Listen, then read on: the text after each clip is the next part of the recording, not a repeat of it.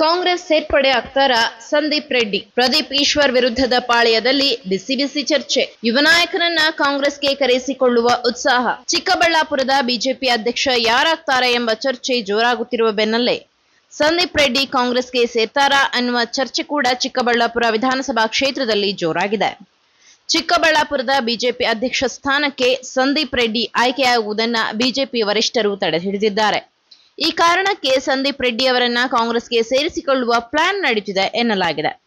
ವಿಶೇಷವಾಗಿ ಚಿಕ್ಕಬಳ್ಳಾಪುರ ವಿಧಾನಸಭಾ ಕ್ಷೇತ್ರದಲ್ಲಿ ಪ್ರದೀಪ್ ಈಶ್ವರ್ ವಿರುದ್ಧವಾಗಿರುವ ಕೆಲ ಕಾಂಗ್ರೆಸ್ ನಾಯಕರ ಗುಂಪಿನಲ್ಲಿ ಸಂದೀಪ್ ರೆಡ್ಡಿಯನ್ನ ಕಾಂಗ್ರೆಸ್ಗೆ ಸೇರಿಸಿಕೊಳ್ಳುವ ಬಗ್ಗೆ ಉತ್ಸಾಹದಲ್ಲಿದ್ದಾರೆ ಎನ್ನಲಾಗಿದೆ. ಈ ಹಿಂದೆ ಸಂದೀಪ್ ರೆಡ್ಡಿ ಅವರ ತಾಯಿ ಕಾಂಗ್ರೆಸ್ನಿಂದ ಮಂಡಿಕಲ್ಲು ಜಿಲ್ಲಾ ಪಂಚಾಯಿತಿ ಕ್ಷೇತ್ರದಿಂದ ಸ್ಪರ್ಧಿಸಿದ್ದರು.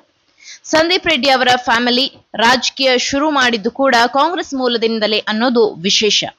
ಸಂದೀಪ್ ರೆಡ್ಡಿ ಚಿಕ್ಕಬಳ್ಳಾಪುರ ವಿಧಾನಸಭಾ ಕ್ಷೇತ್ರದಲ್ಲಿ ಸಕ್ರಿಯರಾಗಿದ್ದಾರೆ.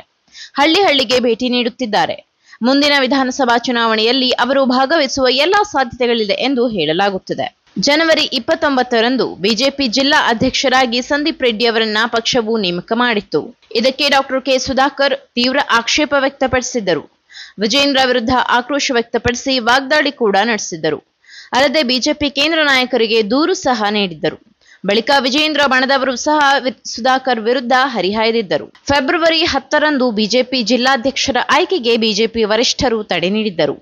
ಅಲ್ಲಿಂದ ಇಲ್ಲಿಯವರೆಗೂ ಬಿಜೆಪಿ ಜಿಲ್ಲಾಧ್ಯಕ್ಷ ಸ್ಥಾನಕ್ಕೆ ಆಯ್ಕೆ ನಡೆಯಲಿಲ್ಲ. ಹಾಗಾಗಿ ಈ ಬಗ್ಗೆ ಮತ್ತೆ ಚರ್ಚೆ ಶುರುವಾಗಿದ್ದು, ಸಂದೀಪ್ ರೆಡ್ಡಿ ಅವರೇ ಅಧ್ಯಕ್ಷರಾಗಿ ಮುಂದುವರಿಯುತ್ತಾರಾ ಅಥವಾ ಸುಧಾಕರ್ ಬಣದವರು ಅಧ್ಯಕ್ಷರಾಗುತ್ತಾರಾ ಅಥವಾ ಬೇರೆ ಯಾರಾದರೂ ಜಿಲ್ಲಾಧ್ಯಕ್ಷ ಸ್ಥಾನಕ್ಕೆ ಆಯ್ಕೆಯಾಗುತ್ತಾರಾ ಅನ್ನೋ ಕುತೂಹಲ ಮನೆ ಮಾಡಿದೆ. ಇನ್ನು ಜಿಲ್ಲಾಧ್ಯಕ್ಷ ಸ್ಥಾನದಿಂದ ಕೆಳಗಿಳಿದರೆಂದು ಸಂದೀಪ್ ರೆಡ್ಡಿ ಕೆಲಸ ಮಾಡುವುದನ್ನ ನಿಲ್ಲಿಸಲಿಲ್ಲ. ಅವರ ಭಗತ್ ಸಿಂಗ್ ಚಾರಿಟೇಬಲ್ ಟ್ರಸ್ಟ್ ಮೂಲಕ ಸಮಾಜ ಸೇವೆ ಮಾಡುತ್ತಿದ್ದಾರೆ. ತಮ್ಮದೇ ಆದ ಯುವ ಪಡೆ ಕಟ್ಟುತ್ತಿದ್ದಾರೆ. ಹೀಗಾಗಿ ಇಷ್ಟು ಆಕ್ಟಿವ್ ಇರುವ ಸಂದೀಪ್ ರೆಡ್ಡಿ ಅವರನ್ನ ಕಾಂಗ್ರೆಸ್ಗೆ ಸೇರಿಸಿಕೊಳ್ಳಬೇಕು ಎಂಬ ಚರ್ಚೆ ಶುರುವಾಗಿದೆ. ಈ ಮಾಹಿತಿ ನಿಮಗೆ ಇಷ್ಟವಾಗಿದ್ದಲ್ಲಿ ಈ ಬಗ್ಗೆ ಕಮೆಂಟ್ ಮಾಡಿ, ವಿಡಿಯೋನ ಲೈಕ್ ಮಾಡಿ, ಶೇರ್ ಮಾಡಿ. ನಮ್ಮ ಚಾನೆಲ್ನ ಸಬ್ಸ್ಕ್ರೈಬ್ ಮಾಡದೇ ಇದ್ದಲ್ಲಿ ಬೇಗ ಸಬ್ಸ್ಕ್ರೈಬ್ ಮಾಡಿ. ಧನ್ಯವಾದ. ಬೆಂಗಳೂರಿನ ಸಮಗ್ರ ಸುದ್ದಿಗಾಗಿ ನೋಡಿ ಕರ್ನಾಟಕ ಟಿವಿ ಬೆಂಗಳೂರು.